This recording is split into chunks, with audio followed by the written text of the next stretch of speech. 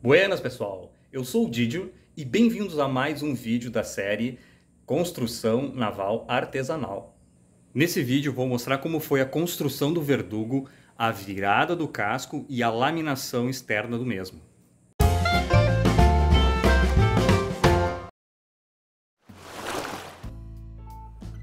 Até essa fase da construção, as anteparas foram usadas só para dar formato ao casco, enquanto que a cola nas juntas das peças secava. E as anteparas foram removidas depois, para que o casco pudesse ser preparado para ser virado. E antes de ser virado, a colagem do verdugo se tornaria muito importante, porque ele ajudaria a estruturar o costado, já que nessa fase o casco não estaria mais com as anteparas que estavam ajudando a estruturar também.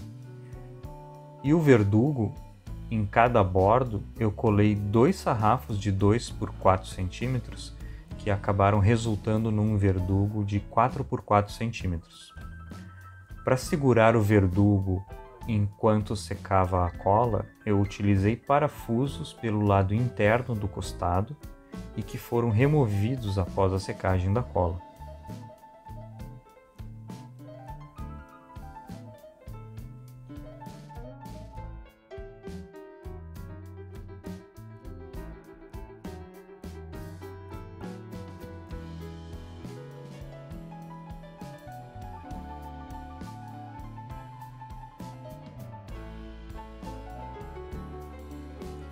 A virada do casco foi um processo bem delicado.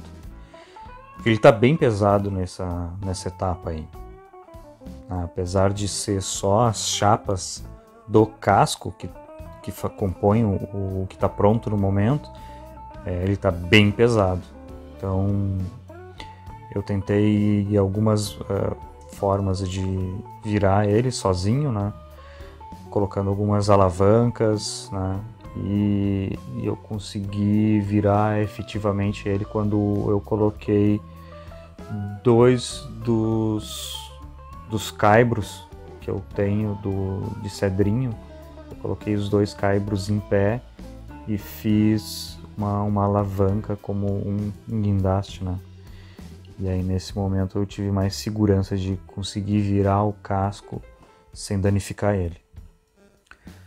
Com o casco virado, então, dei início ao acabamento dele, né? Primeiro lixando bem e arredondando os cantos vivos que ficaram da junta das peças, preenchendo com cola epóxi e arredondando, né?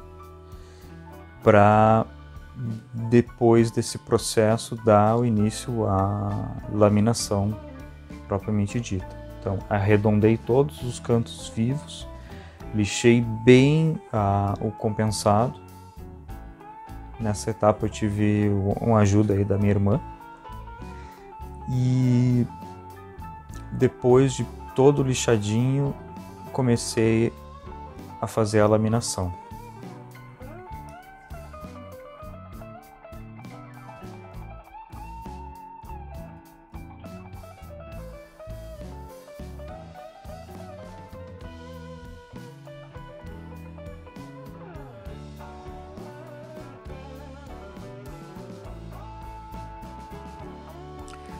A laminação eu procurei fazer ela de uma única vez, para que quando a resina curasse, ela curasse toda de uma vez só.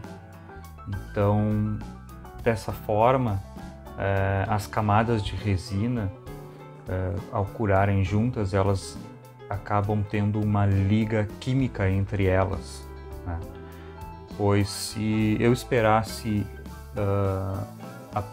uma camada curar para depois aplicar uma segunda camada, a ligação entre uma camada e outra não seria mais química e sim física, né?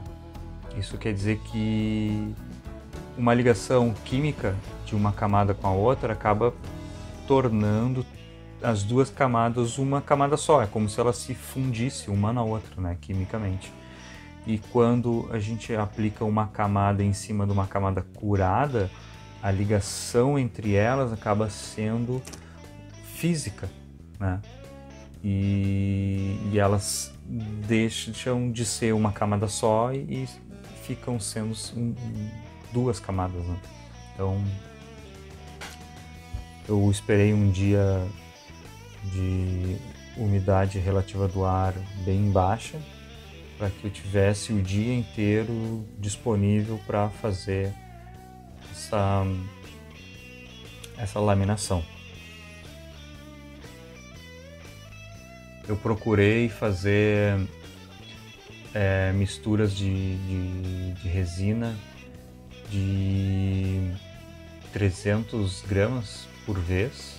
Então 300 gramas de resina. Como eu estou usando uma resina que é 2:1 de resina e endurecedor, eu estava usando 300 gramas de resina por 150 gramas de endurecedor a cada vez que eu ia aplicar.